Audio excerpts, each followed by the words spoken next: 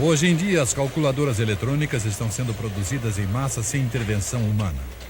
A indústria eletrônica japonesa, que atualmente é líder mundial, desenvolveu-se a partir de uma luta acirrada pela sobrevivência, centralizada na produção desses novos aparelhos eletrônicos.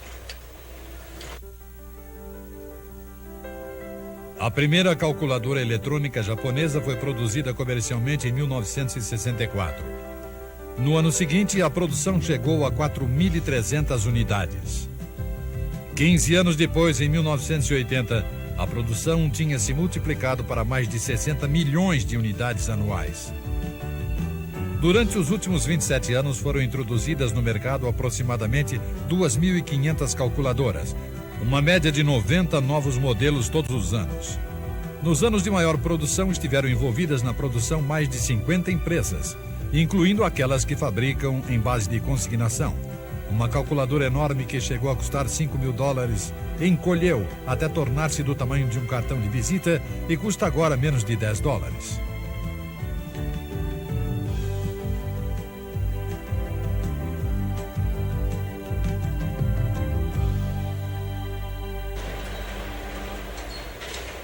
Esta é uma fábrica que atualmente produz calculadoras eletrônicas. O cérebro de uma calculadora eletrônica é um circuito integrado de escala muito grande. VLSI, Very Large Scale Integration Circuit. Este chip minúsculo contém todos os circuitos eletrônicos necessários para manipular a entrada de dados, a memória, o cálculo e a apresentação no visor. Equipamentos automáticos instalam visores de cristal líquido nas calculadoras. É necessária apenas uma quantidade mínima de eletricidade para que os números apareçam no visor.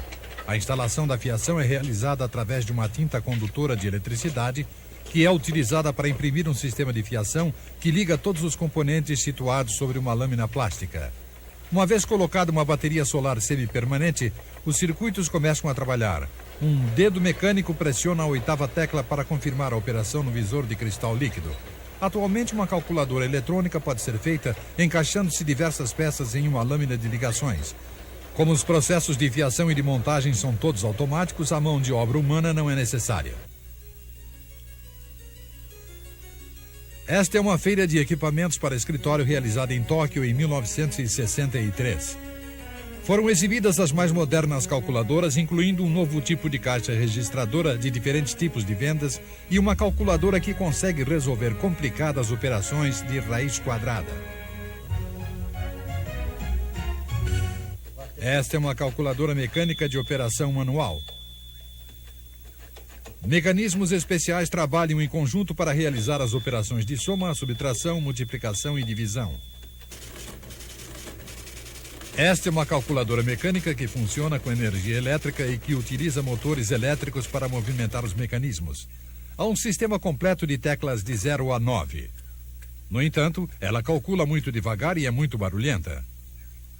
As pessoas que precisam fazer trabalhos de cálculo utilizando um equipamento como este, gostariam de ter um aparelho que trabalhasse de forma rápida e silenciosa.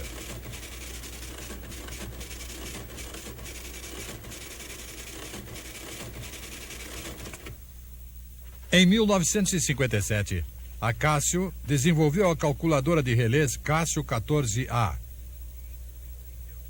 Ela tinha um visor para 10 dígitos e 10 teclas numéricas.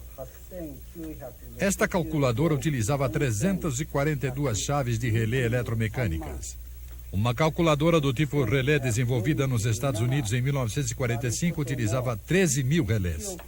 Era possível diminuir extraordinariamente o número de relés utilizando circuitos especiais. A calculadora de relés da Casio era mais rápida e silenciosa que as calculadoras mecânicas operadas eletricamente, que logo perderam sua fatia no mercado para os novos modelos com base em relés. Em 1954 começaram as transmissões de TV no Japão e muitos fabricantes começaram a fabricar aparelhos de TV. Mais ou menos em 1955, quando começou o programa de construção de moradias em todo o Japão, os eletrodomésticos como aparelhos de TV, máquinas de lavar e geladeiras começaram a se tornar populares. O número de casas com geladeiras representava 10% do total. Em 1964, o Shinkansen, trem de alta velocidade, começou a funcionar entre Tóquio e Osaka. Nesse mesmo ano, os Jogos Olímpicos de Verão foram realizados em Tóquio, o que proporcionou ao Japão a oportunidade de mostrar ao mundo a sua recuperação econômica. Os Jogos foram transmitidos em cores e simultaneamente via satélite para o mundo inteiro. A era da eletrônica estava no auge.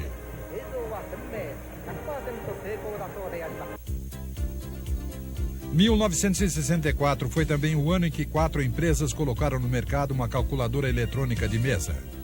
A Aleph 0101 era uma máquina que fazia silenciosamente operações aritméticas de até 12 dígitos. Seu preço era de $8.000. Grande número de bobinas magnéticas foram dispostas dentro da calculadora que não utilizava transistores. A máquina era altamente confiável, mas seu consumo de energia elétrica fez com que se tornasse antieconômica.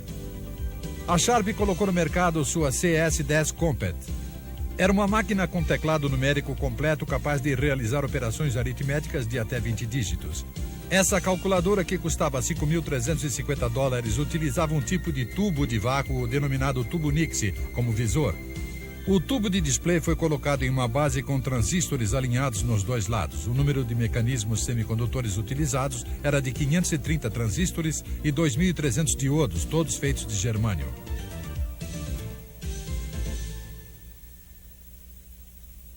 A Sharp, que na época era conhecida como a Hayakawa Electric Company, fabricava aparelhos de rádio antes da guerra. Começou a produzir aparelhos de TV assim que começaram as transmissões em 1954.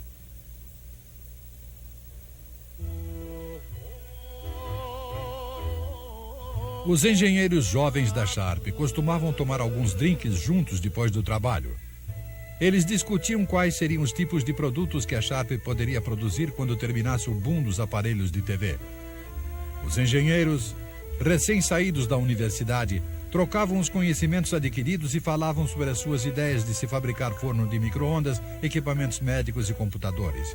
Finalmente, a diretoria da Sharp ficou sabendo dessas conversas e começou a pensar como todas essas visões poderiam ser concretizadas.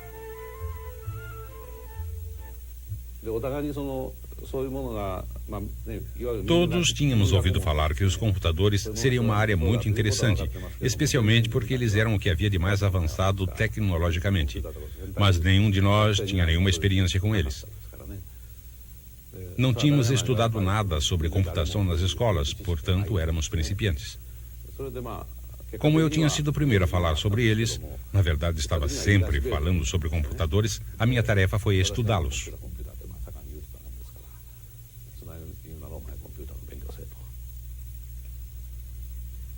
Em abril de 1960, 4 engenheiros jovens que tinham a tarefa de estudar os computadores visitaram o professor Hiroshi Ozaki, da Universidade de Osaka, que era um especialista em cálculos digitais.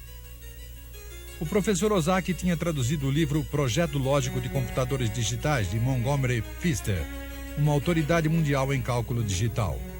Utilizando essa obra como livro de texto, eles aprenderam as bases da teoria do cálculo. Durante um ano, os 4 passaram a maior parte do dia no laboratório de pesquisa da universidade. Quando voltavam para a empresa, revisavam o que tinham aprendido, resolviam os problemas e preparavam seu plano para o dia seguinte.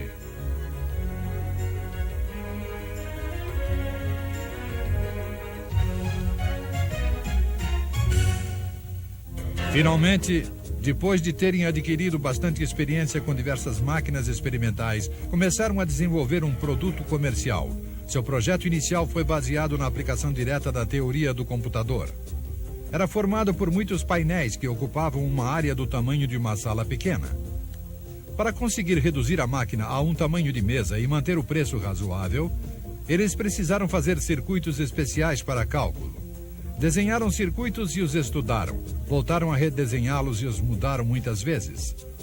Os circuitos desenhados no papel eram impressos quimicamente em lâminas de cobre e depois as peças eram soldadas uma a uma. Centenas dessas lâminas foram feitas e finalmente montadas. O monitor foi feito inserindo painéis de circuitos impressos um por um para cada lugar numérico. O mecanismo de entrada de dados também foi desenvolvido. Quando se apertava a tecla com o número 1, o número 1 aparecia no monitor. Ao se apertar o 2 aparecia e assim por diante.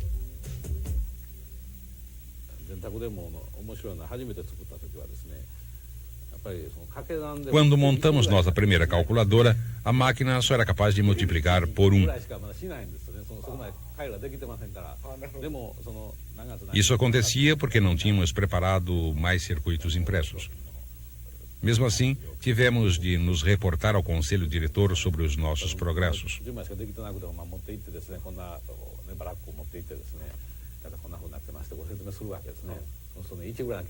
Eu me lembro de que Mr. Hayakawa, que era o presidente da empresa, perguntou: os computadores são mais estúpidos que os seres humanos, não é? O Sr. Asada declara que se a diretoria não tivesse tido visão do futuro, seu projeto teria terminado naquele momento, pois seu desenvolvimento não era o esperado. Quando finalmente acharam que a máquina já era capaz de calcular e a ligaram a uma tomada, ela começou a fazer milhares de erros. O motivo era a forma pela qual os transistores de germânio reagiam à temperatura. Com mais de 500 transistores, um do lado do outro descarregando calor, a temperatura dentro da calculadora eletrônica ficou muito elevada. No entanto, a operação em baixas temperaturas também era instável. Colocamos a calculadora em uma sala refrigerada e observamos o comportamento da máquina enquanto a temperatura diminuía. Descobrimos que depois de algum tempo as ondas de sinais começavam a agir de forma estranha. À medida que continuávamos as verificações com os nossos equipamentos de teste, observamos como as ondas irregulares se espalhavam pelos circuitos. Depois colocamos a calculadora em um laboratório refrigerado na Sharp e diminuímos a temperatura ambiente até chegar a 17 graus centígrados negativos. Desse ponto, todos os circuitos pararam de funcionar. Percebemos que seria inútil diminuir ainda mais a temperatura. Em relação ao desempenho da máquina em temperaturas elevadas, nossa esperança era conseguir aumentar a temperatura até o limite de 60 graus centígrados. Mas isso não foi possível, porque nossos organismos não conseguiam suportar o calor. Começamos a suar tanto que o nosso suor começou a cair na máquina e a causar curtos-circuitos. Os engenheiros da Sharp não podiam utilizar transistores nos computadores por serem muito caros. Utilizavam transistores de rádio baratos e faziam inúmeras mudanças nos circuitos para melhorar o seu desempenho. A cada nova mudança, eles colocavam sua calculadora experimental em salas quentes e frias para a realização de testes. Logo, os engenheiros mais jovens começaram a sofrer dores e problemas cardíacos. Mas seu sacrifício deu resultado. O número de erros da calculadora começou a diminuir progressivamente. A confiabilidade podia ser mantida. Na primavera de 1964, a Sharp estava preparada para fabricar e comercializar a calculadora eletrônica. A Casio também estava desenvolvendo um projeto para desenvolver uma nova calculadora relé.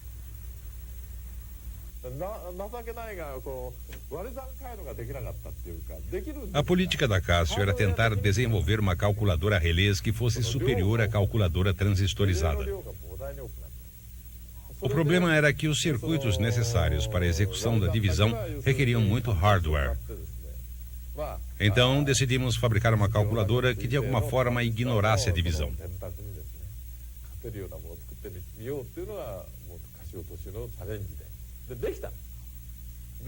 Isso foi uma bobagem de nossa parte.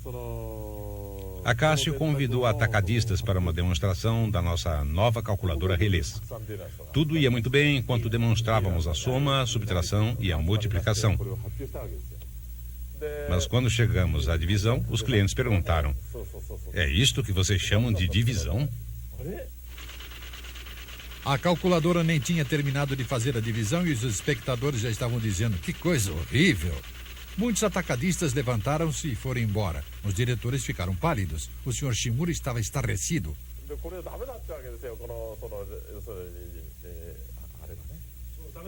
O novo modelo de calculadora foi um fiasco. Os clientes começaram a falar que a era das calculadoras a relé já tinha terminado.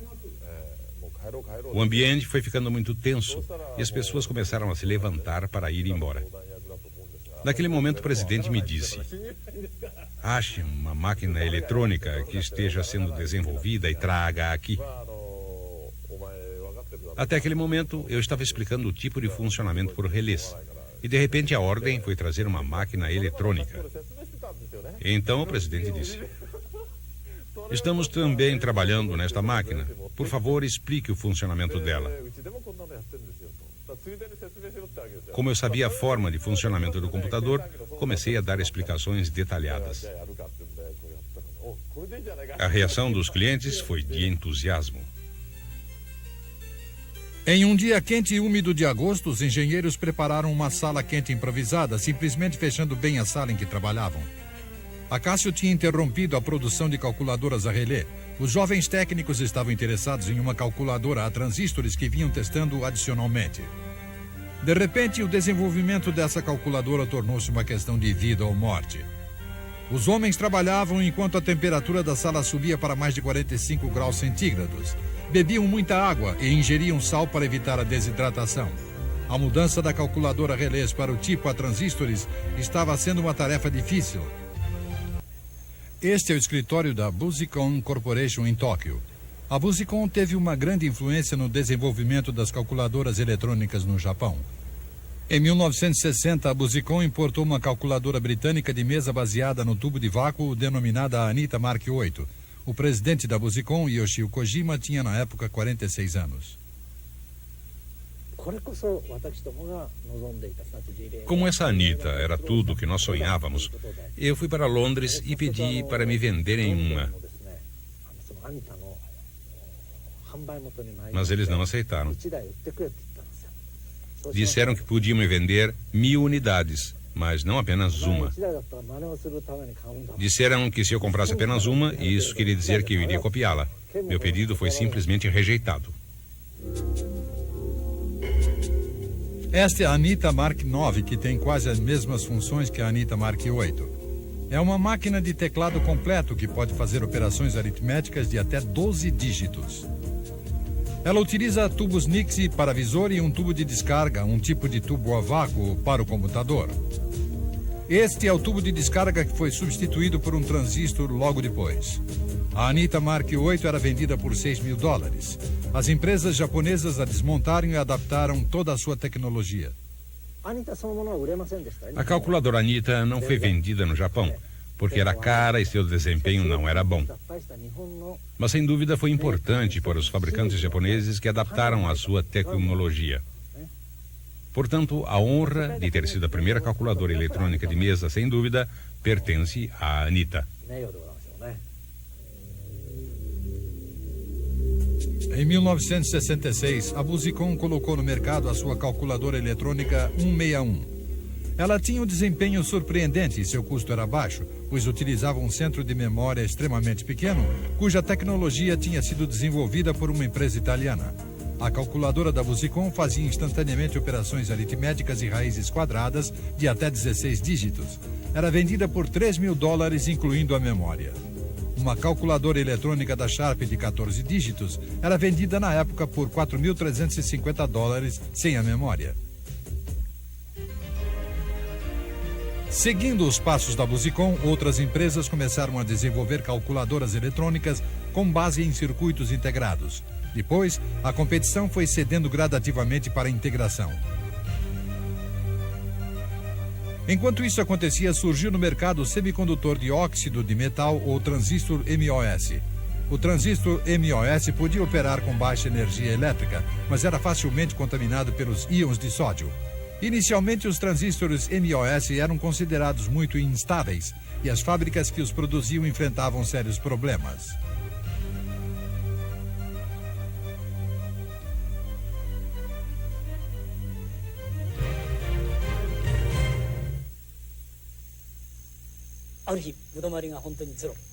O nosso índice diário de produção era 0.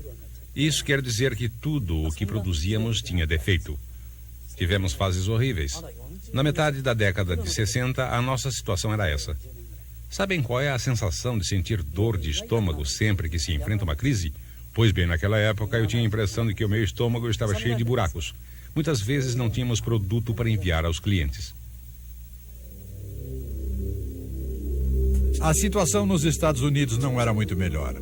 A Fairchild Semiconductor Corporation era líder mundial na tecnologia de semicondutores nas décadas de 1960 e 1970.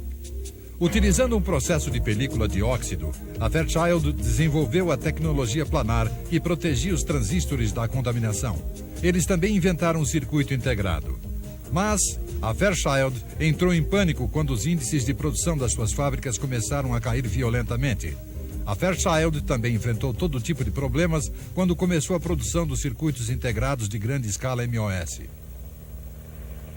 Os índices de produção nas fábricas de semicondutores caíam violentamente quando começava a época de pulverização agrícola. As grandes quantidades de sódio contidas nos fertilizantes e nos agroquímicos tornavam-se ionizados e flutuavam no ar. Esse contaminador entrava nas fábricas e pousava nos wafers. Os wafers também eram afetados quando os operários voltavam do banheiro. Os resíduos de urina nas suas mãos faziam com que os wafers ficassem imprestáveis. Pesquisadores de todos os lugares dos Estados Unidos começaram a procurar a causa da instabilidade dos MOS e LSI. Aos poucos, a Fairchild percebeu que o problema era o sódio. A seguir, estabeleceram um método para estabilizar os MOS e LSI, incluindo pequenas quantidades de fósforo na película de óxido. Isso bloqueava a ação do sódio. Imediatamente, a Fairchild anunciou as suas descobertas e a produção de MOS e LSI na América melhorou em pouco tempo. Em maio de 1968, Tadashi Sasaki da Sharp Corporation visitou os fabricantes de semicondutores dos Estados Unidos e lhes solicitou que fabricassem MOS e LSIs para suas calculadoras eletrônicas, pois os fabricantes japoneses não tinham aceito seus pedidos. Começando pela Fairchild, ele visitou 11 fabricantes de semicondutores, entre eles a Texas Instruments. Nenhuma das fábricas aceitou seu pedido devido ao seu volume e à solicitação de preço baixo. A razão era que eles davam muita importância aos lucros. Como os produtos para uso militar eram muito lucrativos, eles não tinham interesse, naquele momento, em fabricar algo que ia lhes proporcionar um lucro tão baixo. O conceito japonês de garantir lucros através da produção em grande escala, pequenos aumentos de preços e grandes vendas não era muito claro para eles. Ninguém aceitava meus pedidos. A última empresa que visitei foi Autonetics, uma divisão da North American Rockwell Corporation. Mas eles também recusaram meu pedido. Desesperado, o Sr. Sasaki foi para o aeroporto. Enquanto esperava para embarcar, ouviu seu nome sendo chamado pelo alto-falante. Era uma mensagem da Rockwell. Urgente, por favor, cancele sua volta para o Japão. 30 minutos mais tarde, ele estava de volta na Rockwell em um helicóptero que eles tinham enviado para buscá-lo. O presidente da empresa mudou completamente sua decisão e decidiu fabricar os MOS e LSIs para serem utilizados na fabricação de calculadoras. Depois da assinatura do contrato, a Sharp enviou um jovem engenheiro, Yukihiro Yoshida, para Rockwell. Ele tinha entrado na Sharp apenas 2 anos antes. Ele se deparou com a tecnologia americana, que era muito mais avançada que qualquer outra existente no Japão naquela época.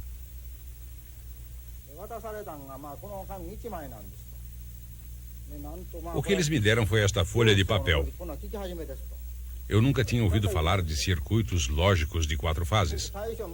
De início, nada fazia sentido. Eu não conseguia entender nada. O mais surpreendente era que, como no Japão não pensávamos dessa forma, tudo aquilo estava além da minha capacidade de compreensão. Esse foi o primeiro abismo tecnológico que encontrei.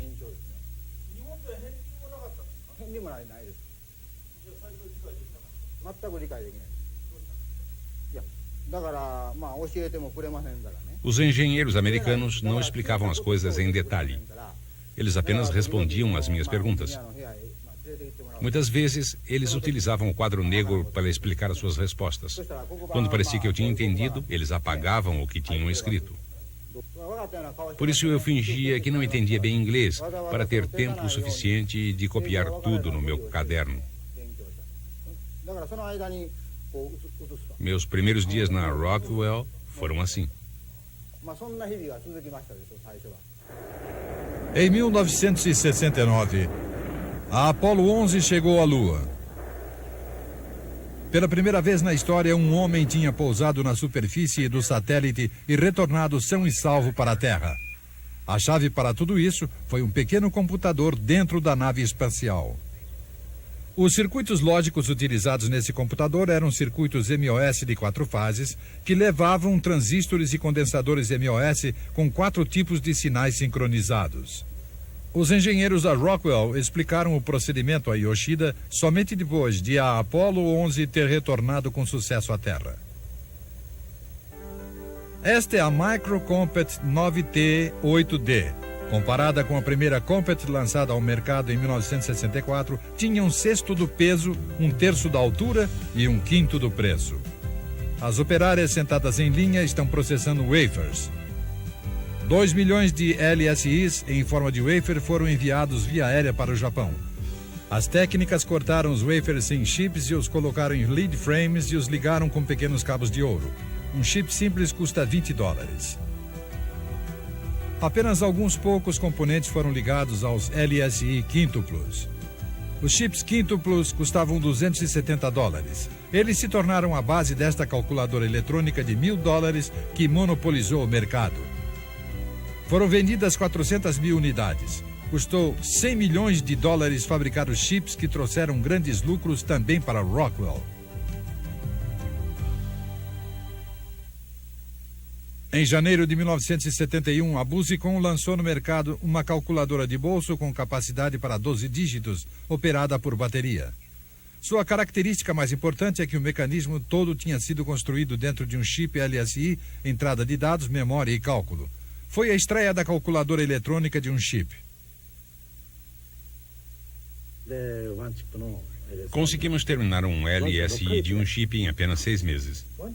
Foi a primeira vez na história que alguém tinha feito isso. Esta é uma calculadora eletrônica lançada no mercado em 1971. Tem apenas 3 partes: um teclado, um tubo fluorescente para o visor e um único chip LSI com fiação de polivinil clorídrico. O chip LSI era a TMS-105 da Texas Instrument. Era possível fazer uma calculadora eletrônica completa apenas conectando este chip a um teclado e a um visor. Esta é uma lista dos principais fabricantes de calculadora daquela época. São 36 empresas. Aproximadamente outras 20 empresas menores que se especializaram em produção sob consignação também lutavam para obter uma fatia do mercado dos fabricantes originais. Logo mais, todos os fabricantes utilizavam o chip da Texas Instrument.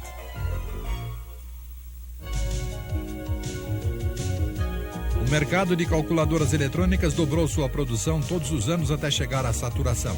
Uma calculadora de 8 dígitos que já tinha sido vendida por $800 caiu para 400.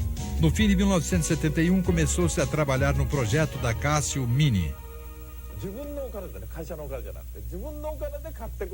Pensamos em um preço de $100 para que as pessoas pudessem comprar a calculadora elas mesmas e não com dinheiro da empresa.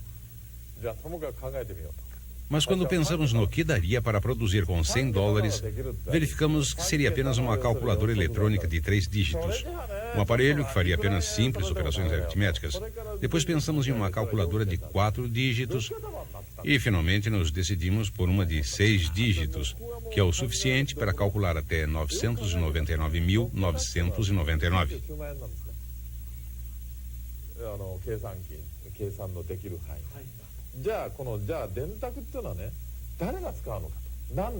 Mas ao considerarmos quem seriam os usuários dessa calculadora e qual seria a sua utilização, pensamos que talvez os cálculos até 1 milhão de ienes não fossem suficientes. Seguimos essa linha de pensamento e vimos que, quando se utiliza a moeda japonesa, os dígitos decimais não são muito necessários. Sendo assim, começamos a desenvolver uma calculadora de 6 dígitos, sem casas decimais, que fosse capaz de realizar todas as operações aritméticas e que pudesse ser vendida por $100.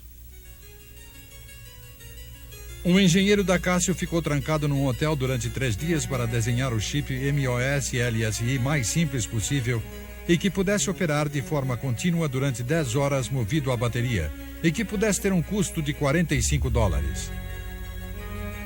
O desenho dos circuitos lógicos foi concluído no dia 31 de dezembro de 1971. desenhos foram enviados imediatamente para a Hitachi Limitada, que confidencialmente fabricou o chip LSI em 3 meses.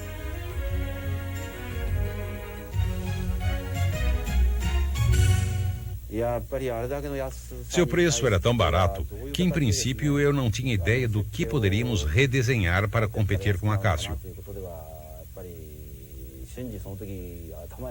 O preço era baixo demais.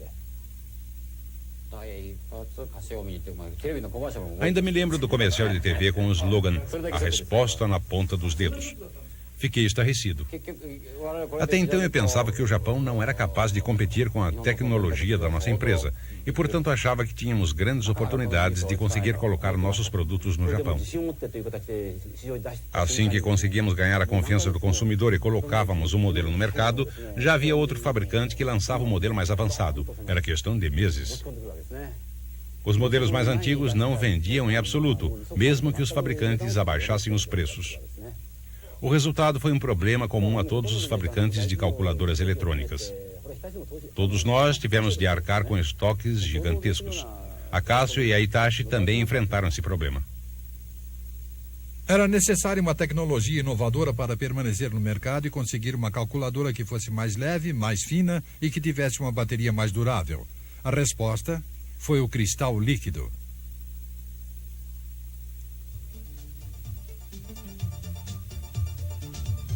No centro de pesquisa da RCA em Princeton, New Jersey, o Dr. Hyle Meyer apresentou uma aplicação simples de cristais líquidos.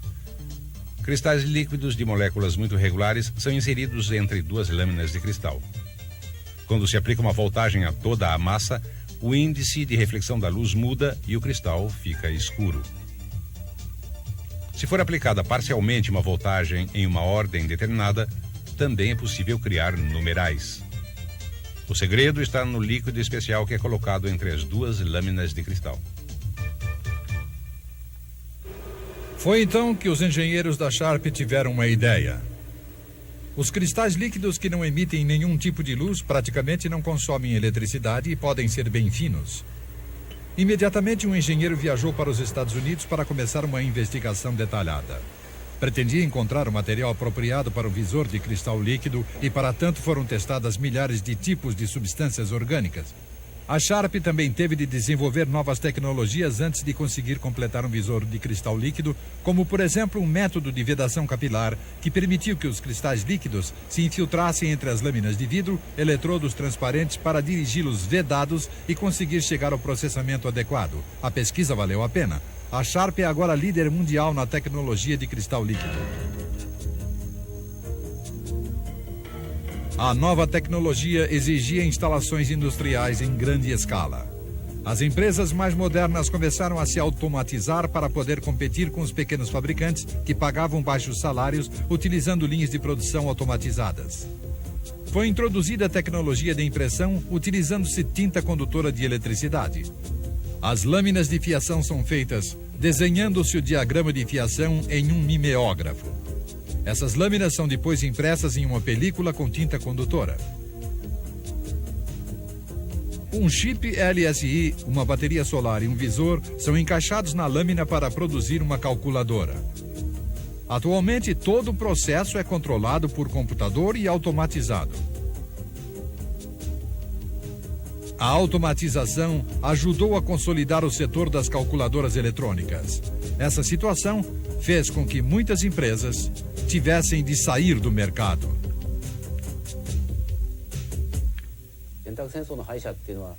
Foi uma situação trágica para as empresas que perderam a guerra das calculadoras. Houve muitos perdedores e poucos vencedores. No mercado de semicondutores, especialmente CIs e LSIs, a possibilidade de competir está baseada no tamanho dos produtos que uma empresa é capaz de fabricar e fornecer. Como todos sabem, a tecnologia dos semicondutores avança rapidamente e o equipamento para a fabricação em série é muito caro. As empresas devem ser modernizadas a cada 3 ou 4 anos e é necessário muito dinheiro para montar uma nova fábrica. Sem a segurança de uma demanda suficiente que permita pagar o dinheiro investido em equipamentos, o setor de semicondutores não pode se expandir. No Japão, como o desenvolvimento da tecnologia foi baseado em uma demanda imensa, a indústria japonesa de semicondutores progrediu muito. Foi assim, na minha opinião, que começou a diferença entre os setores de semicondutores norte-americanos e japoneses.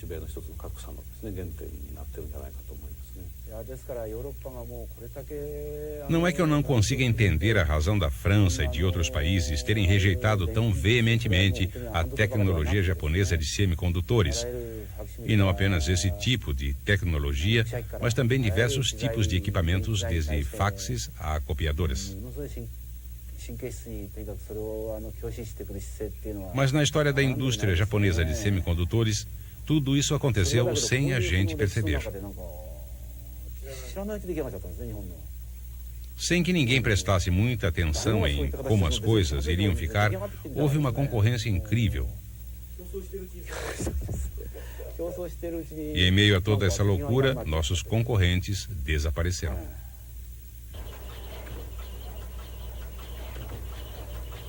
Os LSIs de alta qualidade e baixo custo foram a base da indústria eletrônica japonesa. O alto grau de automatização que a indústria tem atualmente é o resultado da guerra das calculadoras.